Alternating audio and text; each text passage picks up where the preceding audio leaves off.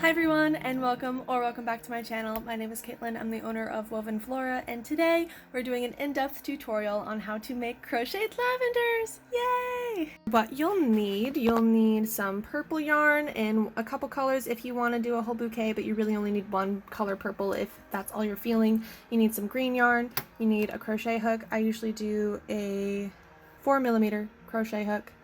You will also need some scissors, hot glue, and some skewers. These skewers are really cheap. You can get them for like a couple bucks to have this many, and you only need as many as lavenders that you're making, because these are part of the stem. But yeah, let's get right into it. Stitches you'll need to know for this are chain and slip stitch, and that's it. It's a really simple pattern, and they're really easy to make, and they're really cute, so it's like one of the best things you can do as a beginner if you're interested in making crocheted flowers. So if you already know how to chain, you are ready to get going. If you don't know how to chain, I have a tutorial on it, and I will try to put the little thing up there.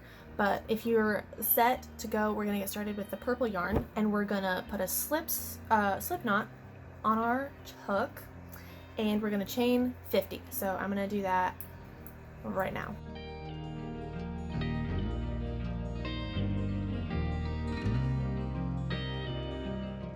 Cool, chain 50. I lied, you also need to know how to do a double crochet.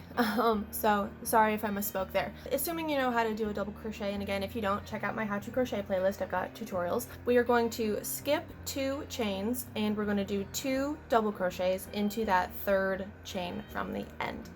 Let me try to get a shot of it actually showing that.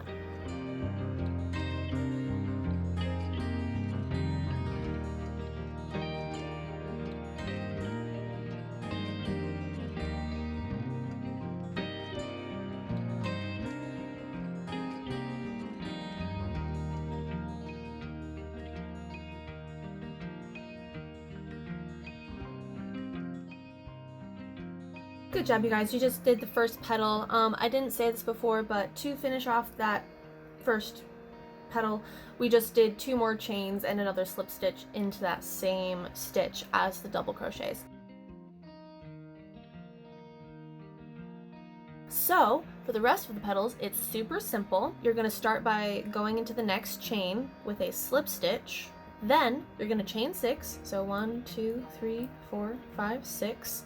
And then you're basically gonna fold that over, and in that same stitch do another slip stitch, and that is our second petal. And then you're gonna just repeat that all the way down the line. So again, well, in my next chain I'm gonna do a slip stitch, chain 6, 1, 2, 3, 4, 5, 6, fold that over and do another slip stitch back into that same one.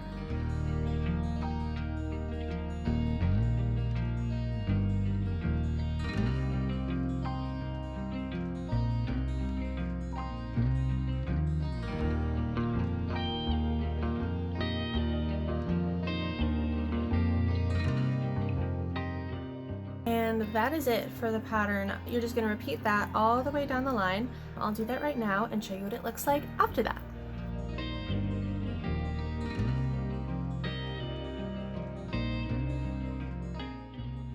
Alright, so once you get through all 50 of those chains, it should look something like this. And you see how it's kind of started to twirl around. You see how it's coming together? Yeah. So at this point, we're just going to finish it off by taking your scissors, snipping that yarn, and then I just go ahead and pull that through. I'm trying to show it the best I can. And then take these 2 strands, and I usually tie a double knot just to secure it off. And it doesn't need to be pretty. You do not need to weave in these ends, because when we do the stem, the hot glue is going to make it really easy to make that look nice and neat and clean. So I should have heated up my hot glue gun already, but I didn't, so we're going to do that, and then I'll show you how to make the stem. It's super easy. Alrighty, so to make the stem, we're going to grab our skewers and our green yarn and our hot glue. Basically what we're doing is we're going to wrap this skewer in the green yarn to make it green. You could alternatively use floral wire and do the same thing. I like to still wrap it in yarn so it looks yarny, crochet-y for the ones that I sell. But anyway, starting with the blunt end, not the pointy end, you're gonna do a little bit of hot glue, like a little line, like less than an inch long of hot glue. And in a timely manner, in a hasty fashion, gonna dab that green yarn right on that line of hot glue to get it somewhat attached. Once that's on there, I like to fold that yarn over the blunt end of the skewer, kind of like so. Kind of hang on to that a little bit. I hope the focus is not too in and out. Sorry about that. And then kind of take this and wrap it really close to the end and pretty tight so it kind of all stays.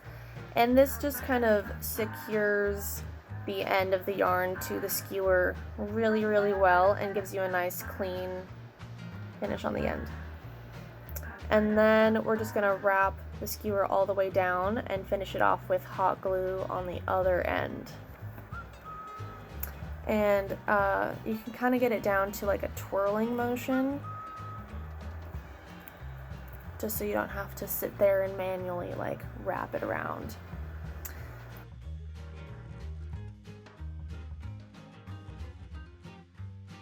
I like to get it pretty close to the end just so there's no chance of any skewer showing through, but I'm just gonna hold that. I'm gonna snip my yarn and add a teeny little dab of hot glue right by the end of the yarn.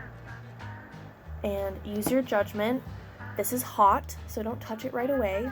Wait a few seconds, but basically I'm just gonna smooth that end of the yarn over that little dab of hot glue, get it off my hands because it's hot. And at this point, you just want to add any little extra bits of hot glue to secure that in place.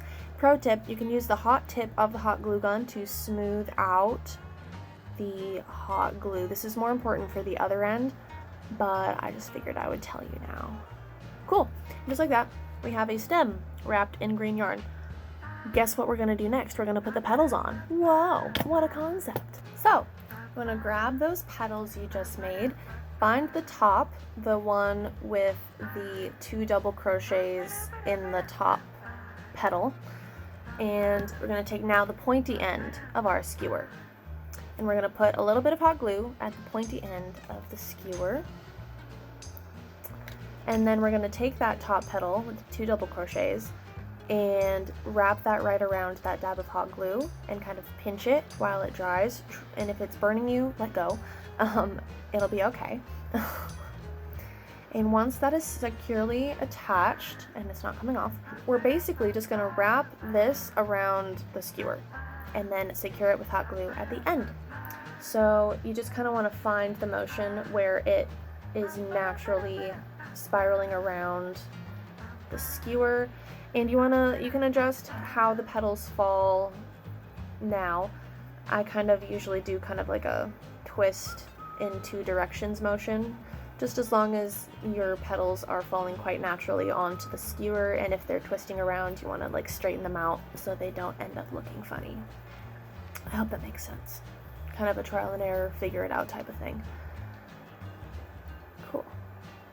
And once those are all on there, now is a really great time to adjust it to make it look however you want. I kind of want these to be a little more spread out, so I'm just going to do some twisty turny manipulation, do. Make it look kind of cute and random. Once I'm happy with that, we're gonna secure this with some hot glue. I usually like to kind of pull it a little bit tight, get a good grip on it, and then just before I'm like leaving a little bit of space right where the last stitch and that knot is, and I'm gonna put a little bit of hot glue right between there and the skewer. Just a really small dab, otherwise you'll have to take a lot more off and smooth a lot more out. And I'm just gonna lay that right on top, kind of snugly wrapping that around. Let that dry for a few seconds. While it's still wet, you can wipe off any excess with your fingers. By the time it's tacky, it shouldn't burn you. Although, please use your judgment and don't get burned with hot glue because of me. But now that that's secure and not coming off, I'm gonna snip these excess little strands really close. Well, probably like half a centimeter away, because I want a little bit of yarn to be able to smooth out with hot glue without being too close to the knot, if that makes sense.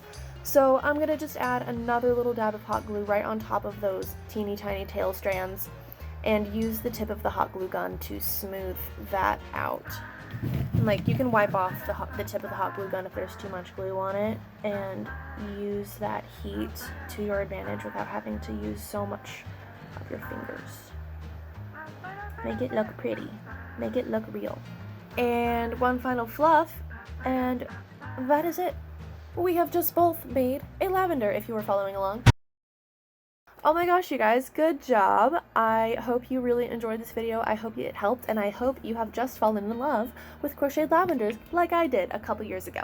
So, without further ado, check out my other videos. I've got loads of tutorials, more coming all the time. I will link the pattern to this, the written pattern, down below, which you may have already found if you found this video. It just depends on where you came in first. I'm probably going to be making a lot more of these because I have some market prep to do. But yeah, these are the kind of thing where you can make a whole bouquet in like a day if you wanted. And they're a really great gift. I actually did give them as a housewarming gift for some of my friends, and I'll probably try to put a little picture or a little video or something because it turned out really cute and they love it and they're like, oh my gosh, it's one of the prettiest things. But if you know how to crochet even just a little bit, it's a pretty simple thing to do, and it's always been my most popular product as far as crocheted flowers go. Because they take less time and you can price them more reasonably, and it's just it's a win all around. Lavenders are great, and I hope you love them as much as I do now. But thank you guys so much for watching. I hope you enjoyed the video. Please do like and subscribe if you did, because it helps me out bunches and it's free for you. So you do you, but it would really help me out. And I'm taking a really long time to say goodbye, but thank you, and see you later. Bye.